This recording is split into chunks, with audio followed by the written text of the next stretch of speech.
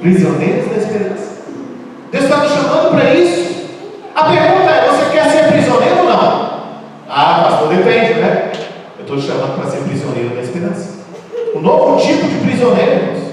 Um prisioneiro que, embora esteja preso num mundo complicado, de dor, de sofrimento, de angústia, de problemas, sabe, de ansiedade, de depressão, de morte, embora nós estejamos presos neste mundo, a verdadeira cadeia que nos prende é a esperança.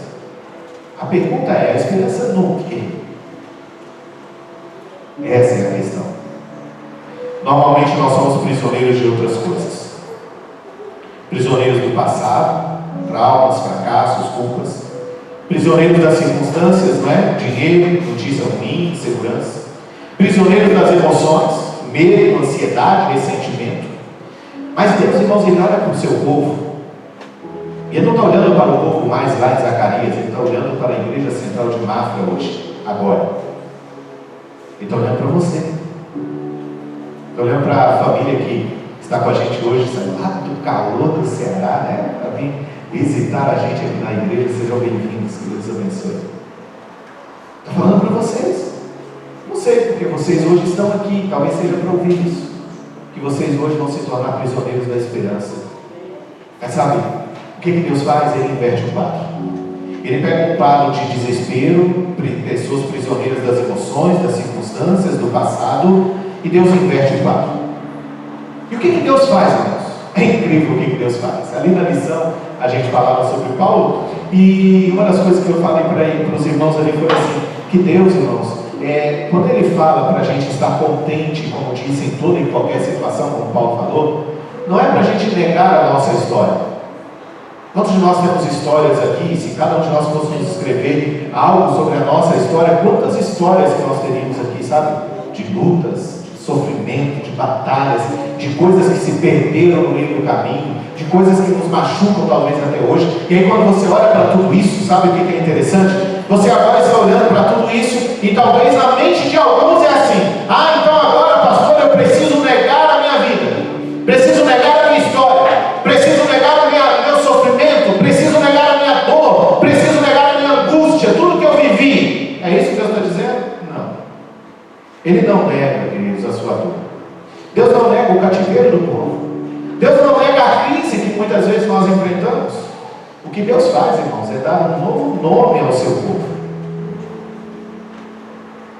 presos de esperança.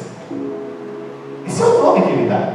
É quando Deus olha para você e Ele fala: filho, olhe para a sua história agora e dê uma nova roupagem para ela. O que vai mudar? Talvez não mude quem você é agora, mas mude a sua percepção de quem Deus quer que você seja amanhã. E quando a gente decide viver na percepção do que Deus quer que eu seja amanhã, ser prisioneiro da esperança é a maior e talvez a única circunstância que nos espera, que nos aguarda e que nós deveríamos viver. Deus dá um novo nome: presos de esperança. É como se Deus estivesse dizendo: vocês ainda estão cercados por dificuldades, mas agora estão algemados às minhas promessas.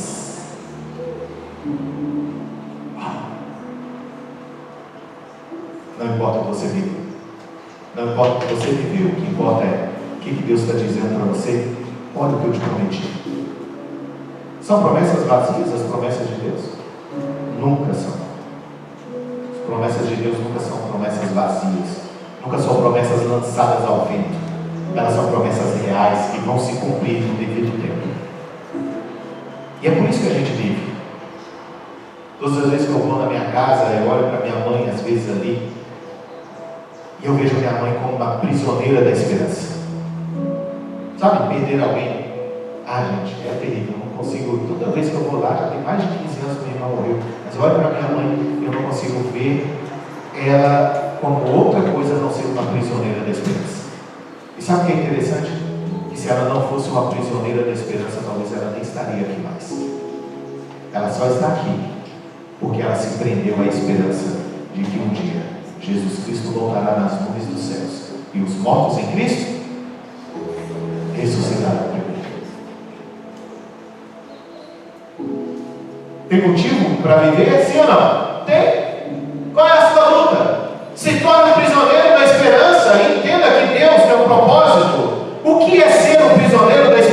pastor? Ser um prisioneiro da esperança, meus irmãos, é alguém para quem a esperança em Deus não é uma opção, mas é a sua identidade. Olha o nome da nossa igreja estampada na parede de fora. Igreja o quê, irmãos? Adventista. Está estampada. É a nossa esperança. Somos prisioneiros daquela esperança que está estampada lá fora. Essa é a nossa identidade. Isso é quem nós somos. E sabe, como você vai viver 2026? Eu só queria que você vivesse pensando nisso. É quem você é. Ser, meu querido, um prisioneiro da esperança é viver com a certeza de que Deus sempre vai ter a última palavra. Sempre. Pode não ser a que você quer, mas como prisioneiro da esperança, mesmo que não seja o que eu quero, eu tenho certeza de que é o melhor para mim.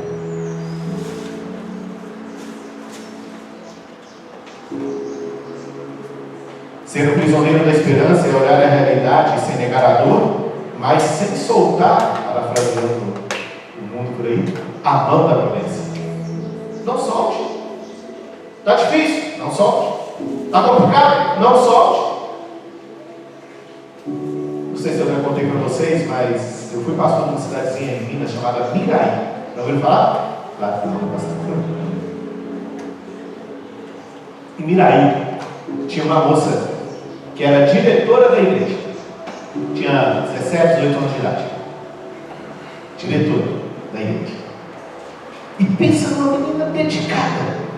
Gente, eu olhava para ela e ficava pensando, como pode uma igrejinha pequena, meio complicadinha com algumas coisas ali, e ela tinha um senso de presença, um desejo de fazer a vontade de Deus extraordinário. E ela se desenvolveu muito, até que um dia ela falou, pastor, eu preciso conversar com o senhor, angustiado. Coisas da juventude.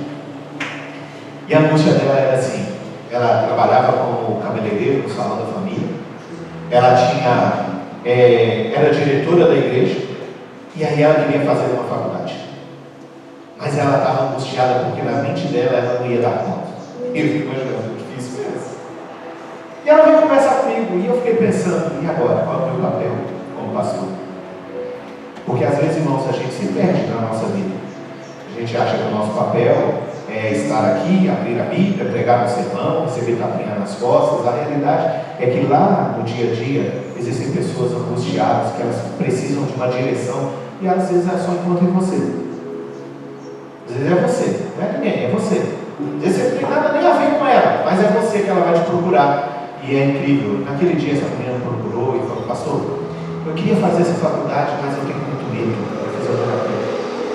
Pastor, eu não sei, eu acho que eu não vou dar conta, eu acho que eu não consigo. Sabe aquela angústia? Como? Mas veja, uma coisa normal para quem já passou por isso, mas para ela olhou para mim e ela queria uma resposta. E olha que responsabilidade, porque ali você pode matar o sonho de alguém. Eu podia dizer para ela, não, realmente é difícil, olha, se fosse você eu pensava melhor. Mas eu orei e falei, Senhor, o que eu falo para essa moça? E eu disse para ela, você está com medo? Vai com medo disso. É isso que você quer, o teu sonho? Vai dar certo, Deus vai te abençoar. E há uns 3 anos atrás, ela postou lá que estava formada em fisioterapia. Feliz da vida pela formatura. E eu falei para ela, lembra? Você foi com medo? E com medo mesmo você venceu. Mas foi agora, esse final de ano, ela fez um novo post.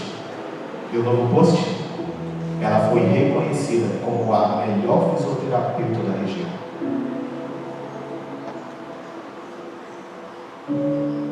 Ser prisioneiro da esperança, irmãos, não é olhar para onde você está, é olhar para onde você quer ir.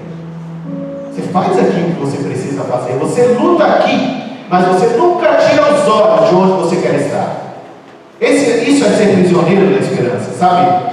Na verdade, irmãos, quando olhamos para essa realidade, nós não negamos a dor, mas não soltamos a mão da promessa.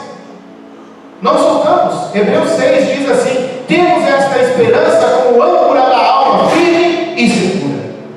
Pastor, como fazer isso na prática? Irmãos, eu gosto da teoria. Você é uma pessoa que adora teorizar, sou eu. Mas eu não consigo imaginar nada sem ser viável, prática. E sabe, como isso pode se traduzir na prática? Como ser um prisioneiro da esperança na prática? Ouça, você sofre, mas você não perde a fé. Você chora, mas não desiste. Você espera mesmo quando não vê uma saída. Você ora mesmo quando Deus parece em silêncio. Você perdoa mesmo quando o coração ainda dói, porque você crê que Deus está curando aquilo que é invisível. É assim ser um prisioneiro da esperança. Não é o que você sente, é o que Deus já está fazendo através de tudo isso. A última parte da mensagem, irmãos, ela diz assim: vos restituirei em dobro. Zacarias 9:12, finalzinho diz: também hoje vos anuncio que tudo vos restituirei em quê? Em dobro. Percebe que as promessas, irmãos, ser prisioneiro da esperança não é qualquer coisa? Ser um prisioneiro da esperança é esperar muito mais do que aquilo que você queria, imaginava, sonhava, desejava. Ser prisioneiro da esperança é Deus olhar para você e falar: o que você sonha? É isso? Então espera que eu vou dar em dobro. O que você quer? É isso? Calma, eu vou te dar muito além do que aquilo que você pensava.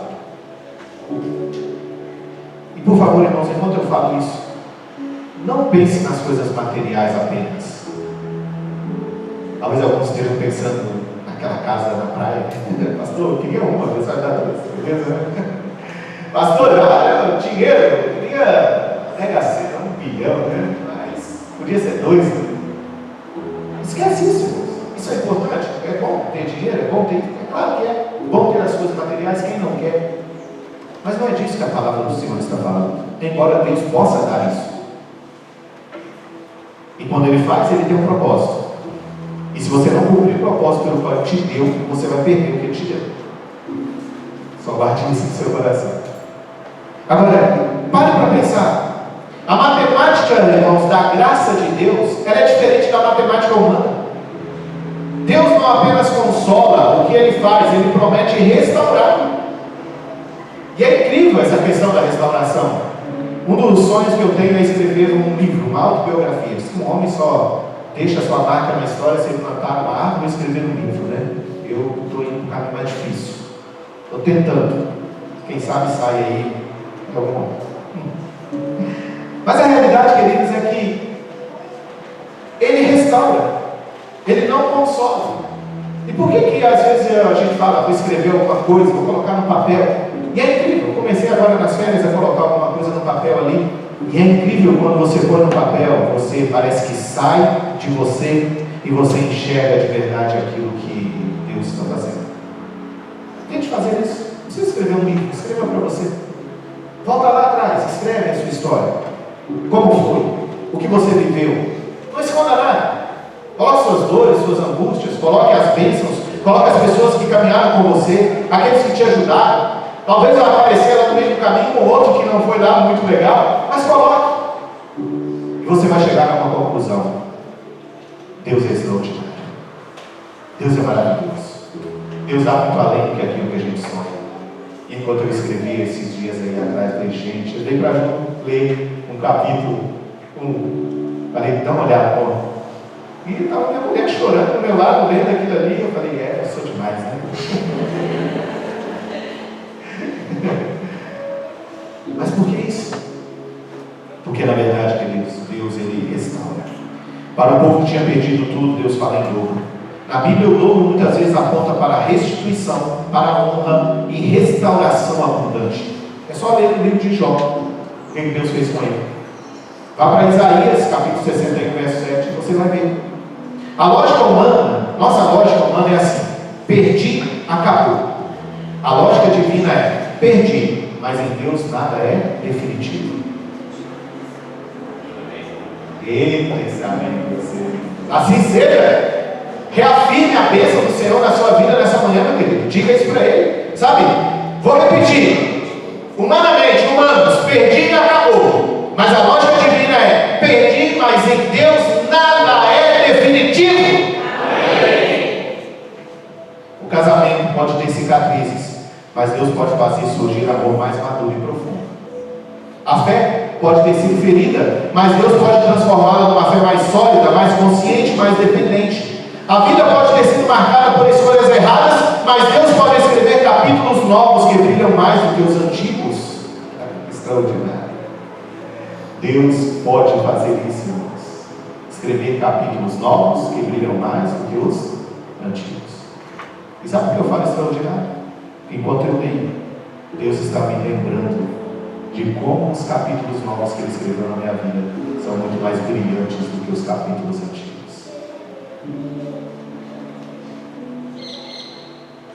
O dobro pode significar o dobro de sensibilidade espiritual, o dobro de empatia por quem sofre, porque agora você sabe o que é dor, o dobro de compromisso com Deus após o deserto que você atravessou. Não é apenas ter mais coisas, é ser mais parecido com Jesus Cristo.